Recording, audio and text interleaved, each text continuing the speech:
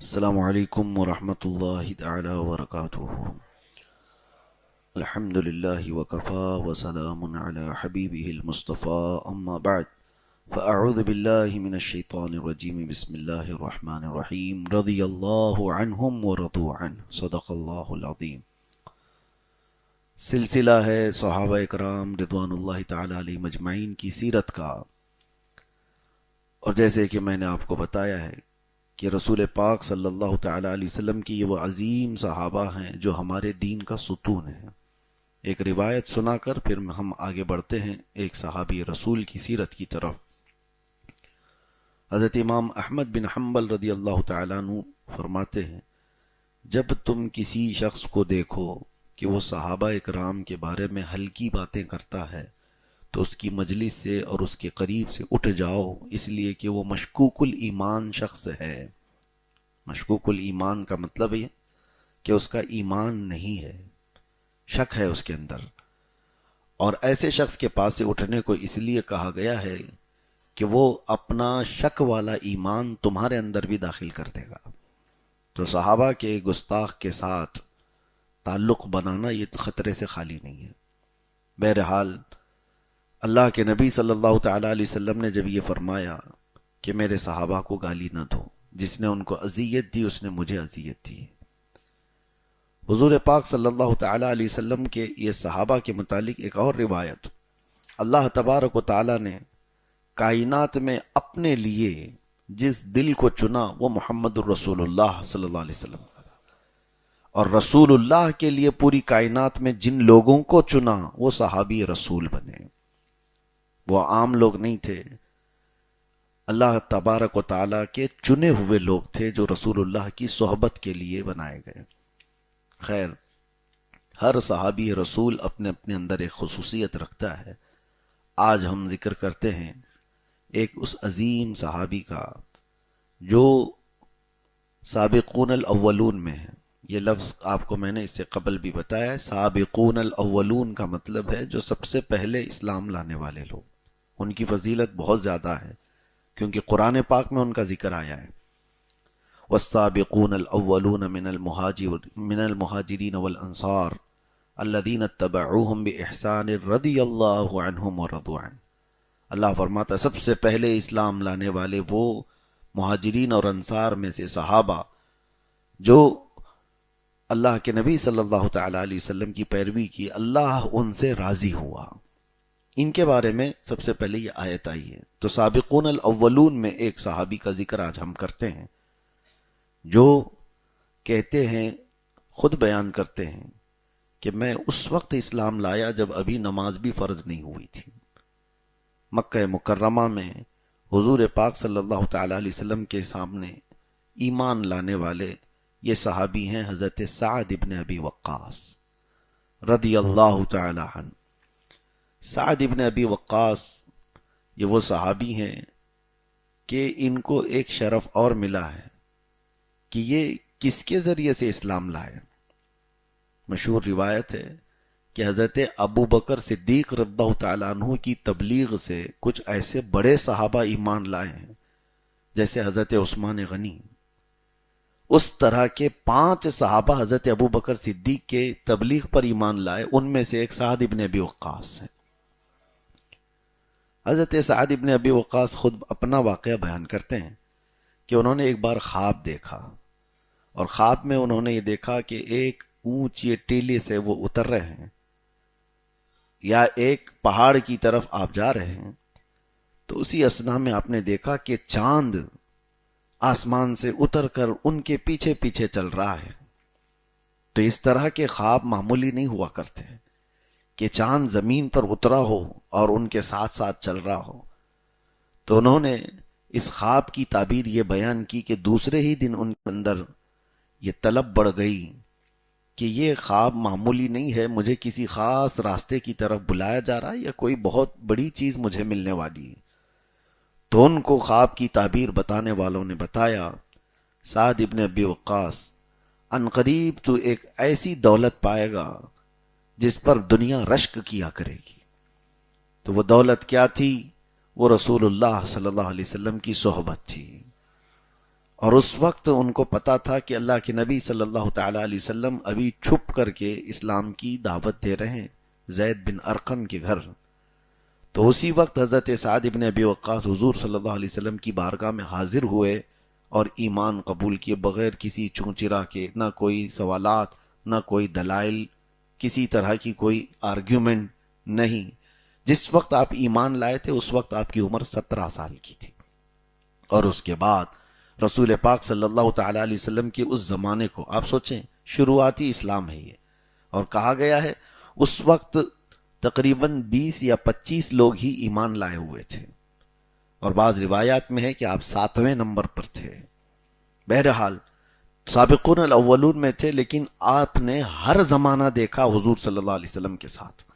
ابتدائی اسلام کا، مکہ والوں کا مارنا توڑنا، غریب صحابہ کو تکلیفیں دینا، وہ ساری چیزیں، حتیٰ کہ سعد بن ابی وقاص وہ تنہا صحابی ہیں کہ رسول اللہ صلی اللہ تعالی علیہ وسلم کا جب مکہ والوں نے سوشل بائیکاٹ کیا تھا 3 سال تک، حضور صلی اللہ تعالی علیہ وسلم کا اور ان کے خاندان کا سوشل بائیکاٹ کیا ہوتا ہے، اس وقت مکہ والوں نے سب خاندانوں نے مل کر کے یہ طے کیا تھا کہ محمد صلی اللہ علیہ وسلم اور ان کے گھر والوں کے ساتھ کوئی لین دین نہیں ہوگا، بات چیت نہیں ہوگی، کھانا پینا آنا جانا سب چیزیں بند کر دی جائیں گی. اور شعب ابی طالب پہاڑیوں کے بیچ میں، 2 پہاڑیوں کے بیچ میں ایک درہ تھا، اس میں رسول اللہ صلی اللہ تعالی علیہ وسلم کو اور ان کے خاندان کو محصور کر دیا گیا تھا، گھیر دیا گیا تھا. ان تک کوئی بھی کھانے پینے کی چیز پہنچنے نہیں دی جاتی تھی. اب 2 سال گزر گئے تھے، کوئی چیز کھانے پینے کی نہ ہو. اس وقت تو خاندان رسول کا بائیکاٹ تھا، لیکن سعد بن ابی وقاص وہ صحابی ہیں کہ جتنے دن وہ سوشل بائیکاٹ رہا، حضرت سعد بن ابی وقاص خود کبھی کھانا نہیں کھایا کرتے تھے. حضور پاک صلی اللہ تعالی علیہ وسلم کا مکہ والوں نے بائیکاٹ کیا، سعد بن ابی وقاص کا تو نہیں تھا، ان کا خاندان الگ تھا، لیکن اس بائیکاٹ میں وہ اپنے آپ کو شامل کرتے تھے. یہاں تک کہ آپ نے خود حضور پاک صلی اللہ تعالی علیہ وسلم کو دیکھا. ایک بار یہ مدینے پہنچے، یہ ہجرت سے پہلے کی بات ہے، تو ان کا وہاں پر ایک مشرک بھائی بھی تھا. تو سعد بن ابی وقاص کو مدینے کی کھجوریں پیش کی. جب مدینے کا نام یثرب تھا تو آپ نے وہ ہٹا دیا، کہا کہ مجھے یہ زیب نہیں دیتا کہ اللہ کے رسول صلی اللہ تعالی علیہ وسلم پتوں پر دن گزار رہے ہوں اور ان کا خادم یہاں مدینے کی کھجوریں کھائے. ہاں پتے اگر تم پیش کر سکتے ہو تو میں وہ کھاؤں. حضور پاک صلی اللہ تعالی علیہ وسلم کی اعزاز میں جب تک وہ بائیکاٹ چلتا رہا مکہ والوں کا، آپ بھی کھاتے نہیں تھے. ایک دن کی بات بتاتے ہیں کہ رات کو آپ کا پاؤں کسی نرم چیز پر پڑ گیا، تو آپ نے یہ سوچا کہ نرم کوئی کھجور مل گئی ہے، وہی پہاڑیوں کے بیچ والا راستہ جہاں آپ بائیکاٹ کے دن گزار رہے تھے حضور صلی اللہ علیہ وسلم کے ساتھ. کہتے ہیں وہ اٹھا کر کے جلدی سے کھا لیے. وہ کہتے ہیں کہ پتہ ہی نہیں تھا کہ کیا چیز ہاتھ میں آئی، پتہ چلا کہ وہ کچی چمڑی تھی، وہ ایک چمڑا تھا، اور وہی کھا کر کے آپ نے رات گزار لیے. اور کبھی کبھار ایسا ہوا کہ چمڑے کو ابال کر کے رسول پاک صلی اللہ تعالی علیہ وسلم کے پاس پیش کیا جاتا. اس کے علاوہ کھانے پینے کی کوئی چیز نہیں تھی. اب آپ اندازہ کریں یہ سوشل بائیکاٹ کو مکہ والوں نے خود ہی دیکھ کر کے، ان میں کے کچھ نوجوانوں نے دیکھ کر کے ختم کرنے پر ایک پروٹیسٹ کیا تھا، احتجاج کیا تھا بڑے لوگوں کے خلاف. کہا کہ یہ کیسی بات ہے کہ ہمارے درمیان جو سب سے افضل خاندان ہے وہ قریش ہے، اور قریش خاندان کا ہم اس طرح سے بائیکاٹ کر کے رکھے ہوئے ہیں کہ انسانیت سے گری ہوئی چیزیں ہیں. تو پھر انہوں نے وہ بائیکاٹ کو ختم کیا. کعبہ شریف کے پاس جو ایگریمنٹ لکھ کر کے یہ لوگ لگاتے تھے وہ سب کو ان نوجوانوں نے پھاڑ کر ختم کیا. تو اس دوران سعد ابن ابی وقاص ہمیشہ رسول پاک صلی اللہ تعالی علیہ وسلم کے ساتھ ساتھ رہا کرتے. یہاں تک کہ جب کبھی حضور سفر پر ہوتے یا پھر اللہ کے نبی صلی اللہ تعالی علیہ وسلم کو پہرے داری کی ضرورت ہوتی تو کوئی نہیں، سب سے پہلے سعد ابن ابی وقاص حضور کے پاس نظر آتے تھے. ایک بار حضور پاک صلی اللہ تعالی علیہ وسلم نے اپنے ازواج مطہرات سے کہا کہ کوئی آج کی رات پہرا دے دے، مدینے میں کفار کے حملے کا خطرہ زیادہ ہے. تو حضور اپنی بیویوں سے ذکر کر رہے ہیں. اسی اسنا میں اسلحے کی آواز آئی، تلوار کے ہلنے کی آواز آئی. تو دروازے کے باہر حضور پاک صلی اللہ علیہ وسلم نے پوچھا کون ہے؟ باہر سے تلوار کی آواز جس کی آ رہی تھی کہا یا رسول اللہ آپ کا غلام سعد ابن ابی وقاص ہے. حضور نے ادھر یاد فرمایا، ادھر وہ دروازے پر کھڑے ہیں. حضور پاک صلی اللہ تعالی علیہ وسلم کی پہرے داری اس طرح سے کیا کرتے تھے. اور آپ حضور پاک صلی اللہ تعالی علیہ وسلم کی ہجرت سے پہلے ہی ہجرت کر چکے تھے، مدینہ طیبہ پہلے جا چکے تھے. اور اس کے بعد اللہ کے نبی صلی اللہ تعالی علیہ وسلم کی ایسے خاص خادموں میں رہے، لیکن ان کے گھر کا معاملہ بڑا الگ تھا. جب یہ ایمان لائے تو ان کی ماں بڑی کٹر کافرہ اور مشرکہ، وہ نہیں چاہتی تھی. جیسی ہی ماں کو پتہ چلا کہ سعد ابن ابی وقاص یہ ایمان لائے ہیں تو اپنے دوسرے بیٹوں سے کہتی ہے سعد سے کہہ دو کہ وہ دین چھوڑ دے یا پھر اس کی ماں کھانا پانی بند کر دے گی. ان کی ماں ایک دن پورا کھانا پانی سب بند کر دی. دوسرا دن بھی آیا، سعد ابن ابی وقاص اپنی ماں سے بڑا پیار کرتے تھے، محبت بھی کرتے تھے، لیکن ماں بھوکی پورا دن گزار دی. دوسرے دن بھی ماں کو سمجھاتے رہے، لیکن ماں ڈھیٹ تھی، کہنے لگی یا تو وہ دین چھوڑ یا تو پھر مجھے اپنا لے.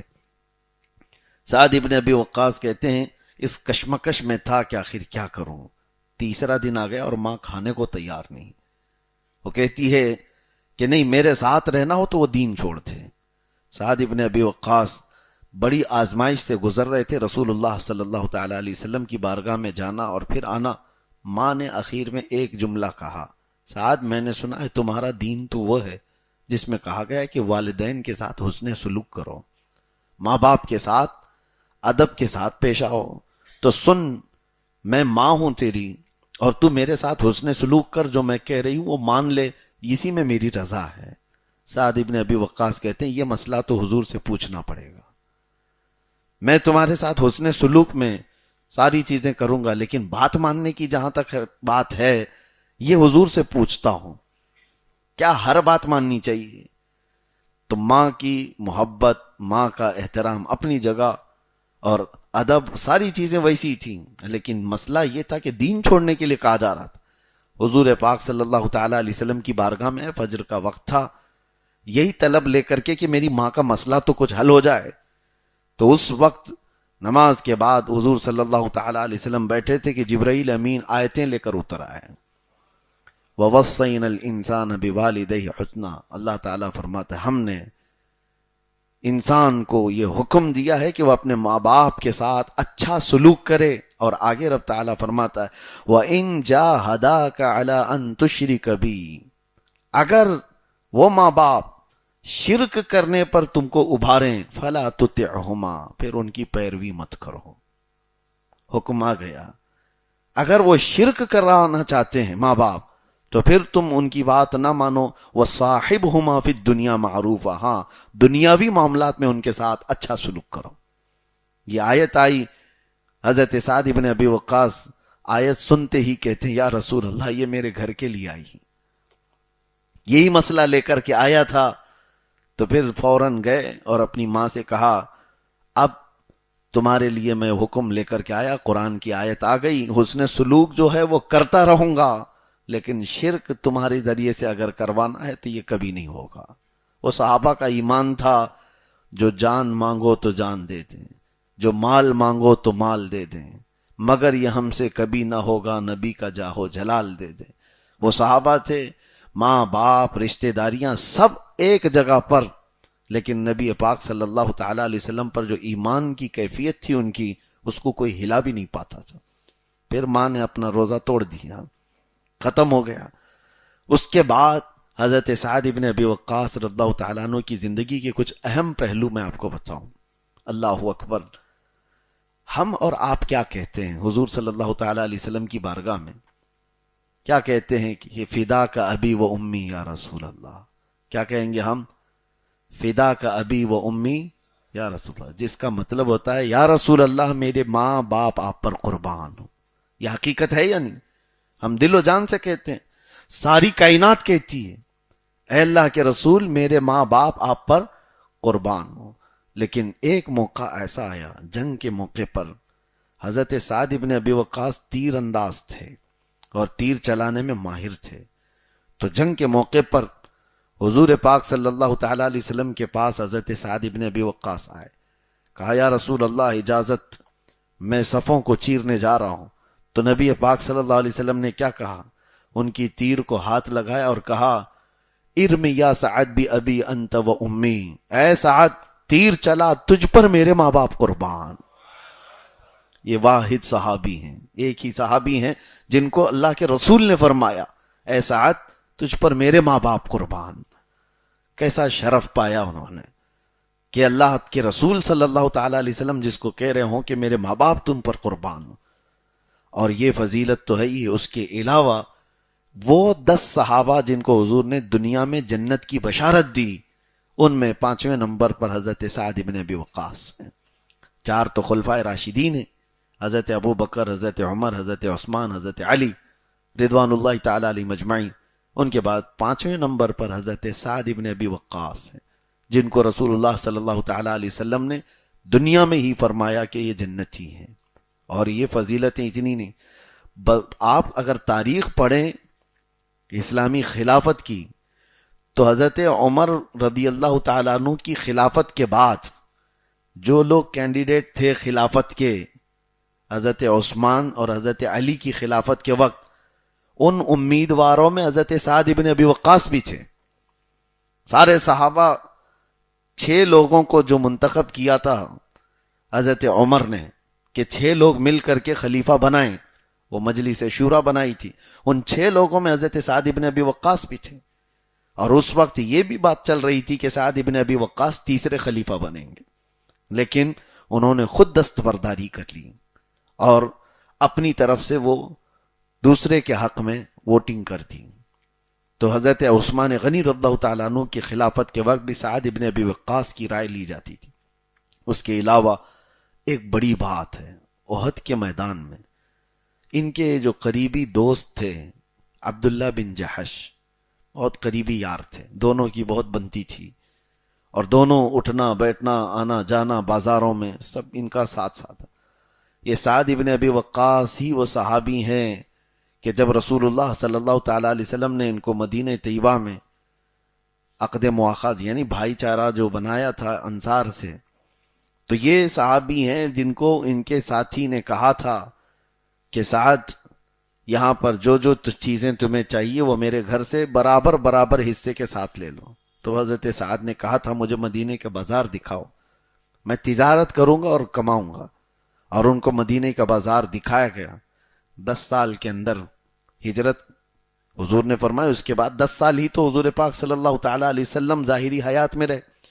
10 سال کے اندر سعد ابن ابی وقاص کا مال اتنا تھا، اللہ اکبر. ان کی 4 بیویوں میں جو حصہ بٹا تھا، آپ کے انتقال کے بعد کی بات کر رہا ہوں، آپ کے ایک بیوی سمن کہتے ہیں، 8واں حصہ بیوی کو ملتا ہے. شریعت میں 8واں حصہ بیوی کو ملتا ہے، اور بیویاں 4 ہوں تو 8 میں ہی 4 حصے ہوں گے. تو ان بیویوں میں ایک ایک کو جو حصہ ملا تھا وہ ایک ایک گھر بھر کر کے چاندی آئی تھی، 8واں حصہ. تو یہ سعد ابن ابی وقاص کا مال تھا، برکت بے حساب ان کو تھی. وہ مدینے کے بازار میں خود سے انہوں نے تجارت شروع کی تھی اور بہت کم عرصے میں وہ اس مقام تک پہنچے تھے. بہرحال جنگ احد کے موقع پر ایک رات پہلے پورے مدینہ طیبہ میں فکر چھائی ہوئی تھی کہ مکہ کے مشرکین بڑی فوج لے کر کے آ گئے ہیں.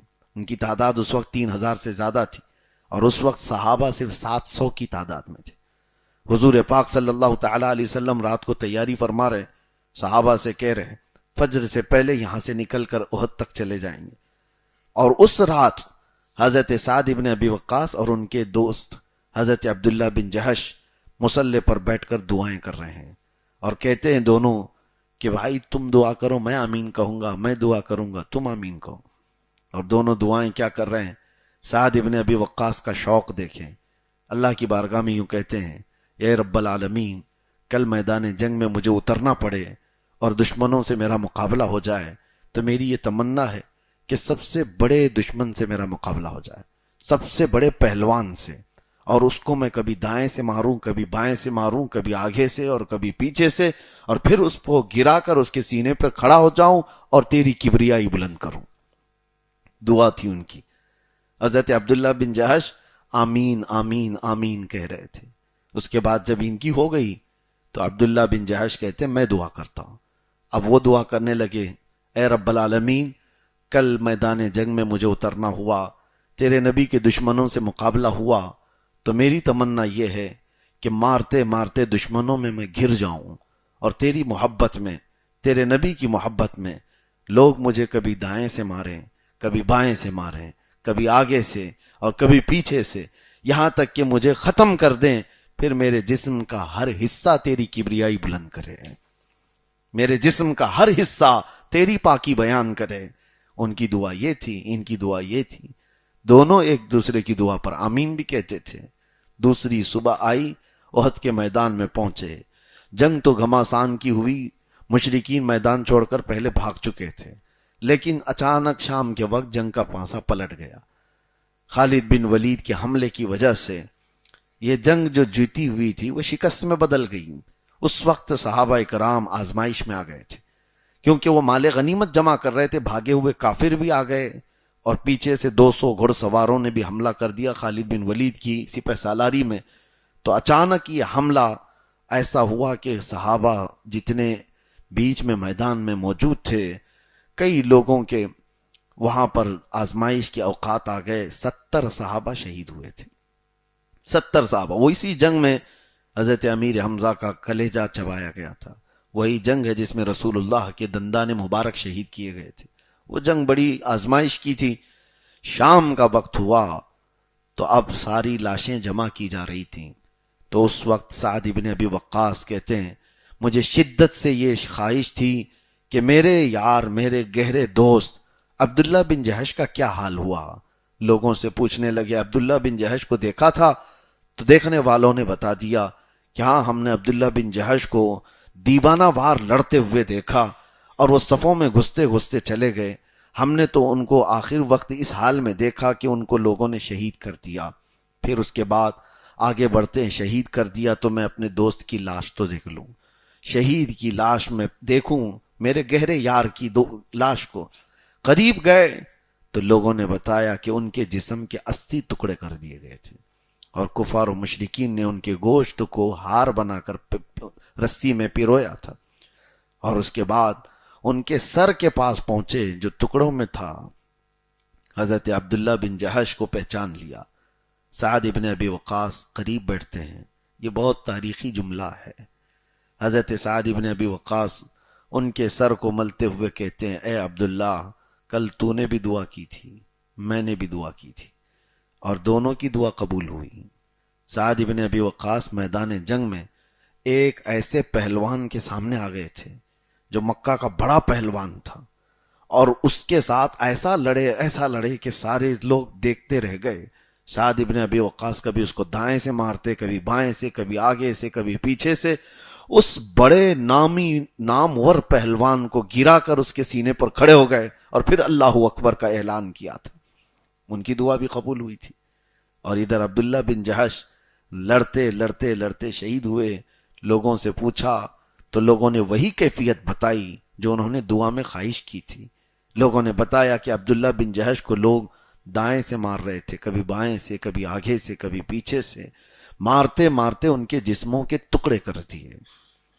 سعد ابن ابی وقاص کہتے ہیں، اے میرے بھائی عبداللہ، تو نے بھی دعا کی، میں نے بھی دعا کی، میں بڑے پہلوان سے مقابلے کی دعا کی، اللہ نے میری دعا بھی قبول کی، لیکن تم لڑتے لڑتے شہید ہونے کی دعا کی، اللہ تمہاری بھی قبول کیا، لیکن قسم خدا کی اے عبداللہ، میری دعا سے تیری دعا کئی درجے افضل ہے، اس لیے کہ دشمن کو مارنے کا مزہ اور ہے، محبت مصطفیٰ میں مر جانے کا مزہ اور ہے۔ تم وہ شہادت پائے ہو، یعنی خود صحابہ اکرام رضوان اللہ تعالی علیہم اجمعین اپنے آپ کو پیش کرتے تھے ایسے جیسے پروانہ شمع کے سامنے خود کو پیش کرتا ہے اپنے آپ کو ختم کرنے کے لیے۔ یہ دنیا میں کہیں مثال نہیں ملتی۔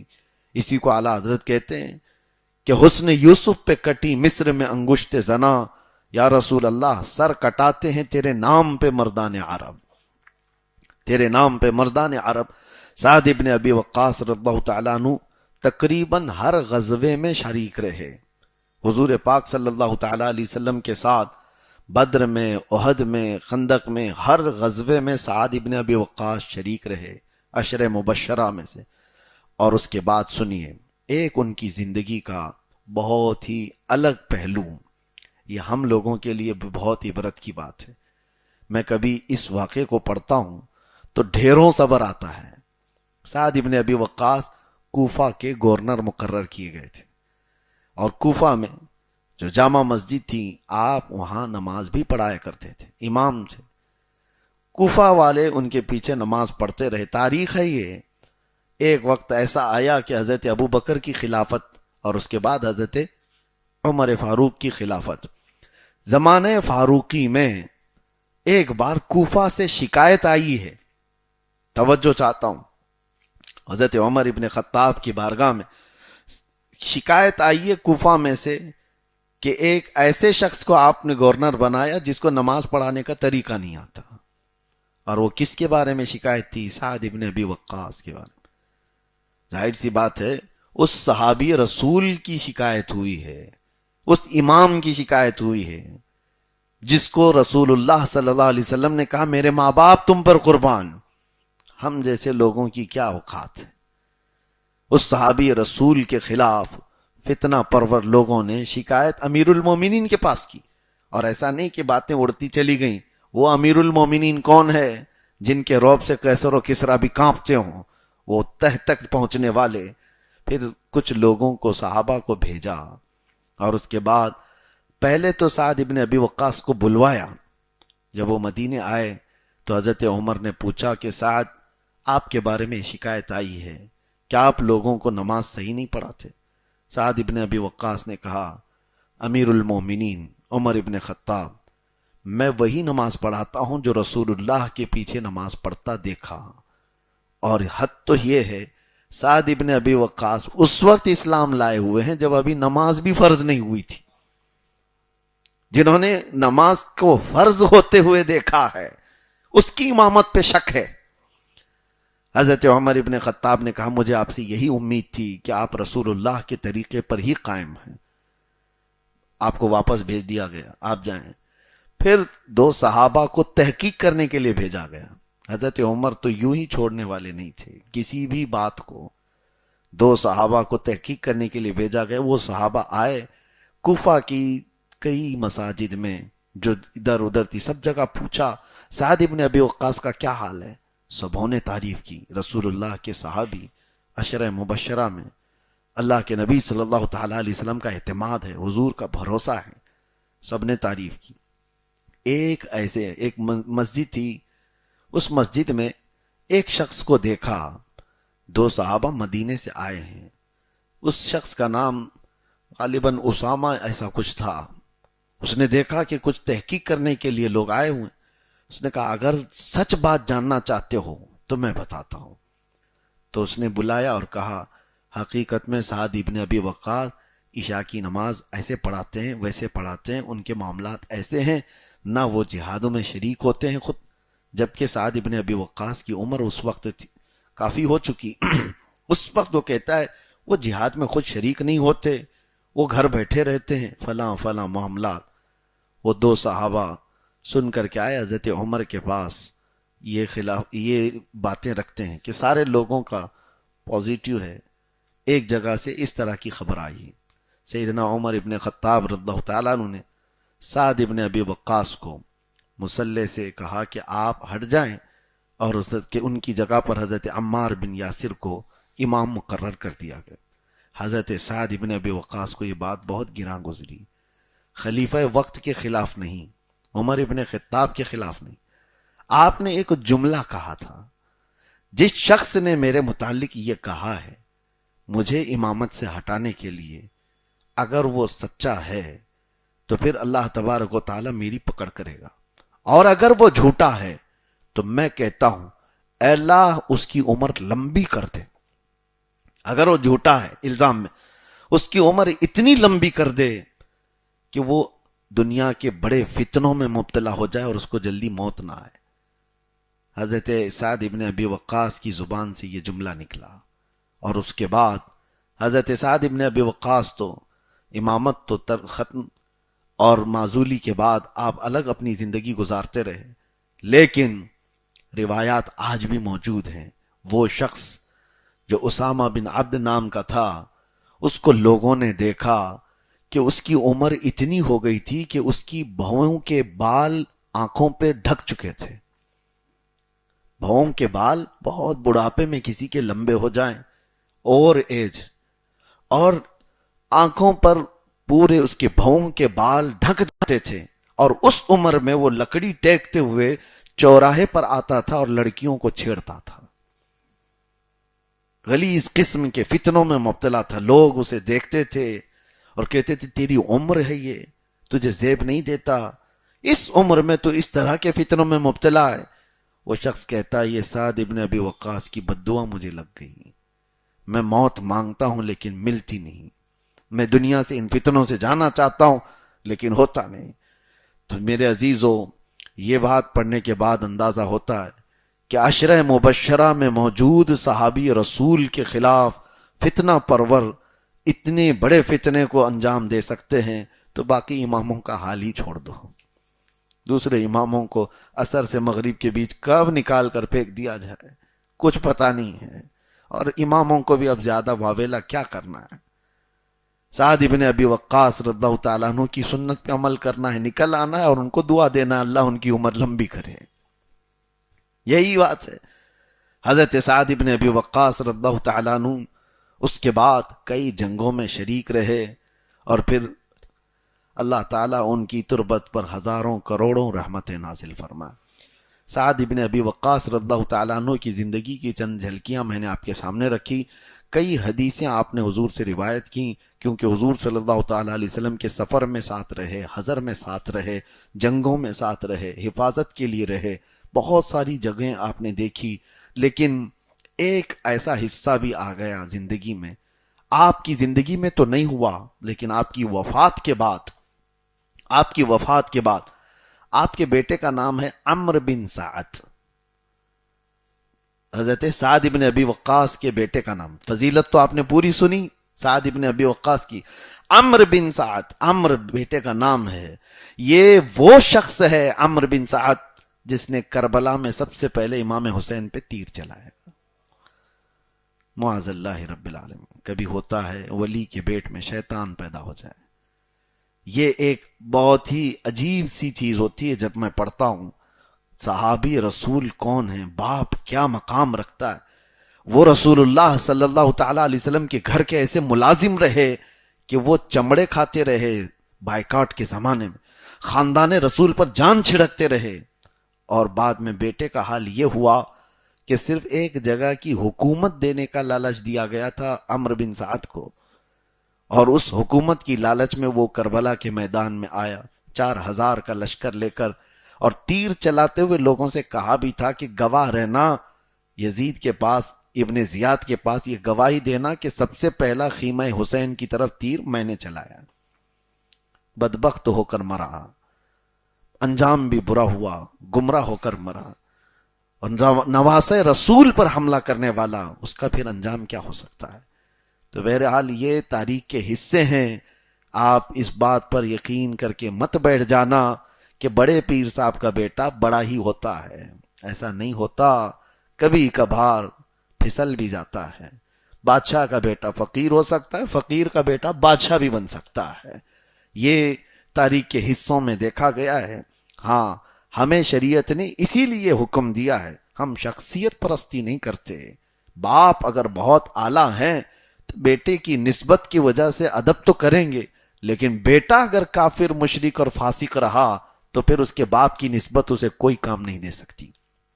یہ فارمولہ ہمیشہ لے کر چلیں، چاہے وہ پیر صاحب کے ہاں ہو، چاہے کسی کے بھی ہاں ہو. بیٹا اگر لائق ہے تو ہمارے سر کا تاج ہے، اور نالائق ہے تو پھر وہ ہمارے لیے کوئی رشتے کی اہمیت نہیں رکھتا. اللہ تبارک و تعالی کہنے سننے سے زیادہ عمل کی توفیق عطا فرمائے. حضرت سیدنا سعد ابن ابی وقاص رضی اللہ تعالیٰ عنہ کے وسیلے سے رب تبارک و تعالیٰ ہمیں محبت رسول عطا فرمائے، میرے آقا صلی اللہ تعالیٰ علیہ وسلم کی محبت میں اور خدمت میں مر مٹنے کا جذبہ ہمیں عطا فرمائے۔ وآخر دعوانا ان الحمد للہ رب العالمین۔ السلام علیکم۔